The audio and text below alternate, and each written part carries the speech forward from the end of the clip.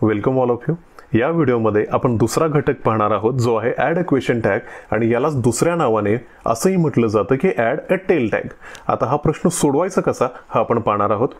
बघा, हा प्रश्न सोडवत असताना जो नियम आहे तो पहिला नियम असा आहे की प्रथम तुम्हाला जे वाक्य परीक्षेमध्ये दिलेलं असणार आहे ते आहे असं लिहायचं। म्हणजे सपोज हे एक वाक्य तुम्हाला परीक्षेमध्ये सोडवायला दिलेलं आहे की जे वाक्य असं आहे he is playing on the ground. हे सोडवत असताना मला पहिल्यांदा काय करावं लागेल तर हे वाक्य मला आहे असं पहिल्यांदा लिहून घ्यावं लागेल। He is playing on the ground आणि पुढे सांगितलंय हे लिहून झाल्यानंतर आपल्याला स्वल्पविराम द्यायचा आहे जो मी या ठिकाणी देतो। इथं आपला पहिला नियम पूर्ण होतोय। दुसरा नियम असा आहे की त्यानंतर वाक्यामध्ये आलेलं हेल्पिंग वर्ब आपल्याला शोधायचं आहे आणि ते लिहायचं आहे। आता या वाक्यामध्ये कोणतं हेल्पिंग वर्ब आलेलं आहे तर या वाक्यामध्ये जे हेल्पिंग वर्ब आले ते यापैकी एक असलं पाहिजे। म्हणजे कुठले? Am is are, was were, will, shall, do, does, did किंवा काही वेळेला हॅव, हॅज, हॅड हे पण हेल्पिंग वर्ब म्हणून काम करत असतात। तर आता जेव्हा मी या वाक्यामध्ये पाहतो मला इज हे वर्ब या लिस्टमधलं दिसतं जे आता मी कुठं लिहिणार आहे या कॉमा नंतर। इथं आपला हा नियम पण पूर्ण होतो। पुढचा नियम आहे की वाक्यामध्ये नकारार्थी शब्द जसं की नॉट हा आलाय का हे आपल्याला पाहायचं आहे। आता या वाक्यामध्ये मला कुठेही नॉट हा शब्द दिसत नाहीये आणि आला नसेल म्हणजे दिसत नसेल हा शब्द तर आपल्याला नॉट लिहावं लागणार आहे। बघा, मी पुन्हा रिपीट करतो, वाक्यामध्ये नॉट हा शब्द आला नसेल तर तो आपल्याला लिहावा लागणार आहे जो आपण हेल्पिंग वर्बच्या नंतर लिहिणार आहोत। आणि शेवटचा नियम काय आहे? शेवटी कर्त्याचे सर्वनाम लिहून प्रश्नचिन्ह द्यावे। आता या वाक्याचा कर्ता कोण आहे तर तो आहे ही।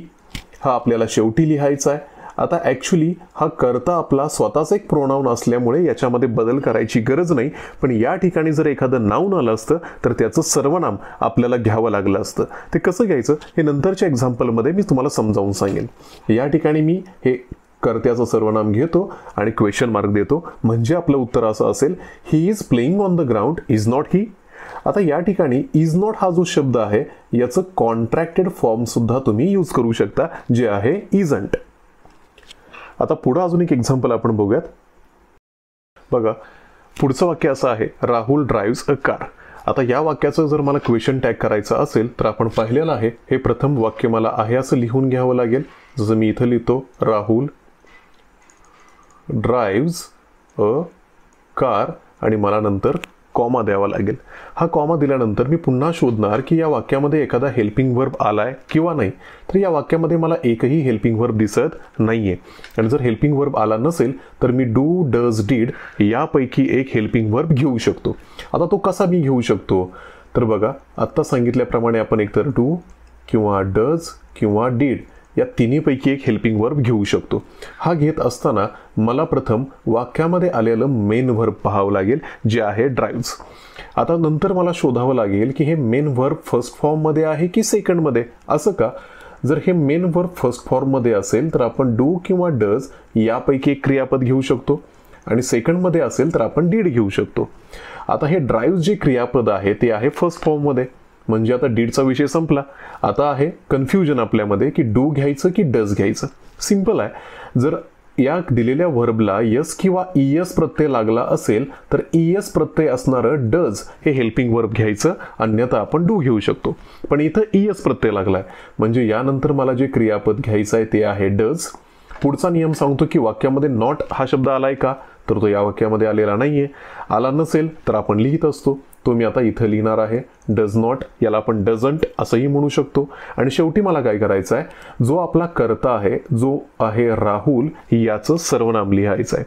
आता हे कसं ठरवायचं?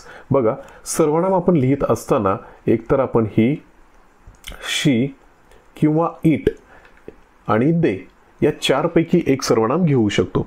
हे ठरवायचं कसं? जर आपला कर्ता हा एकवचनी असेल तर आपण ही, शी किंवा इट यापैकी एक सर्वनाम घेऊ शकतो आणि अनेकवचनी असेल तर दे। पण राहुल जो आहे तो आहे एकवचनी। पुन्हा कन्फ्युजन, एकवचनी असेल तर तीन आहेत, मग यापैकी कुठलं? तर बघा, आपला कर्ता हा मेल म्हणजेच पुरुष असेल तर आपण ही घेऊ शकतो। जर आपला कर्ता हा स्त्री असेल म्हणजे फिमेल असेल तर आपण शी घेऊ शकतो। आणि आपला कर्ता जर निर्जीव वस्तू किंवा प्राणी असेल तर आपण इट घेऊ शकतो. आता इथं राहुल हा मेल आहे आणि एकवचनीय आहे, म्हणून मी हे प्रोनाउन या ठिकाणी घेतो आणि शेवटी क्वेश्चन मार्क देतो. म्हणजे आपला क्वेश्चन असा तयार झाला, Rahul drives a car, does not ही किंवा डझंट ही. अजून एक एक्झाम्पल बघा, वी हेल्प पुअर पीपल. आता याचं पण उत्तर आपण कसं करू शकतो की पहिल्या नियमानुसार मी आहे हे वाक्य आहे असं लिहिणार, वी हेल्प पुअर पीपल, आणि या ठिकाणी मी पंक्च्युएशन मार्क कोणतं देणार तर ते आहे कॉमा. याच्यानंतर वाक्यामध्ये हेल्पिंग वर्ब आलाय का मी शोधणार, तर तो आलेला नाहीये. आलेला नसेल तर मी डू, डज किंवा डीड यापैकी एक घेऊ शकतो. आपण पाहिलंय की V1 असेल तर डू किंवा डज, V2 असेल तर डीड. आता मेन वर्ब कुठला आहे, हेल्प. हे कोणत्या फॉर्ममध्ये आहे, फर्स्ट, म्हणजे डीडचा विषय संपला. आता पुन्हा मला पाहावं लागेल की डू मी घ्यायचं की डज घ्यायचं. हे कसं ठरणार, तर हेल्प हे जे वर्ब आहे याला यस किंवा ईएस प्रत्यय लागलाय का, तर तो अजिबात लागला नाहीये, म्हणजे मला इथं डू घ्यावं लागेल. आता या ठिकाणी मी डू घेतलं. नंतर मी पाहणार की वाक्यामध्ये नॉट हा शब्द आलाय का, तर तो आलेला नाहीये, म्हणजे या ठिकाणी मला घ्यावा लागेल. आणि शेवटी मला कर्त्याचे सर्वनाम, कर्ता वी म्हणजे तो ॲक्च्युली असतानाच सर्वनाम आहे, तो आहे असं मी घेणार आहे आणि शेवटी क्वेश्चन मार्क देणार आहे. म्हणजे माझा क्वेश्चन टॅग असा असेल, we help poor people, do not we किंवा डोंट वी. पुढचं एक वाक्य आपण बघूयात. आता पुढचं वाक्य आहे, शी बुक्ड अ तिकीट. आता याचं पण क्वेश्चन टॅग मी कसा करू शकतो, तर पहिल्या नियमाप्रमाणे हे वाक्य मी आहे असं लिहितो, शी बुक्ड अ तिकीट.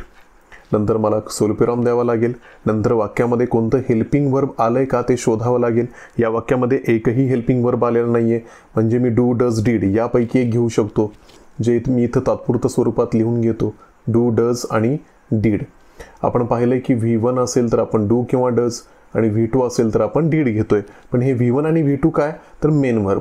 या वाक्यातला मेन वर्ब आहे बुक्ड, याला ईडी प्रत्यय लागलाय, म्हणजे हे वर्ब आहे सेकंड फॉर्ममध्ये, म्हणजे डू किंवा डज आता आपल्याला वापरायची गरज नाही. आपण या ठिकाणी डीड हे क्रियापद घेऊ शकतो.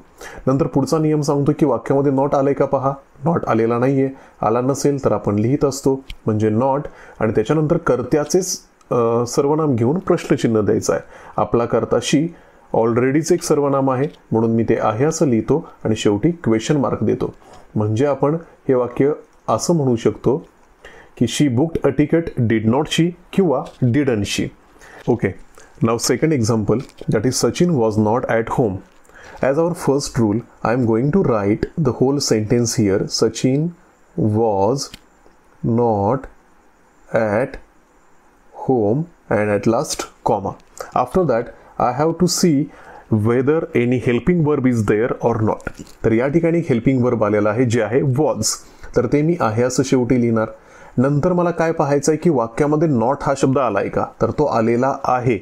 आता जेव्हा आला असेल तेव्हा काय करायचं आहे, जर नॉट सारखा एखादा शब्द आला असेल तर तो पुन्हा लिहू नये, म्हणजे आता याची लिहायची गरज आपल्याला अजिबात नाहीये. आता मग काय लिहायचं आहे याच्यानंतर आपण, तर आपल्याला कर्त्याचे सर्वनाम लिहायचं आहे. कर्ता कोण आहे, तर तो आहे सचिन.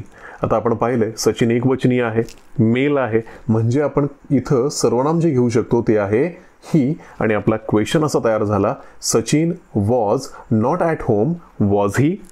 अशा प्रकारे आपण क्वेश्चन टॅगची वाक्य तयार करू शकतो. आता काही क्वेश्चन तुमच्या स्क्रीनवर मी दिलेले आहेत, हे तुम्हाला सोडून कमेंटमध्ये मला कळवायचं आहे की यांचे टेल टॅग कसे होऊ शकतात. पुढच्या व्हिडिओमध्ये पण असाच एखादा इंटरेस्टिंग टॉपिक घेऊन येईन जो तुम्हाला 10वी साठी खूप महत्त्वाचा असेल. या वेळेला या व्हिडिओमध्ये आपण थांबतोय. धन्यवाद.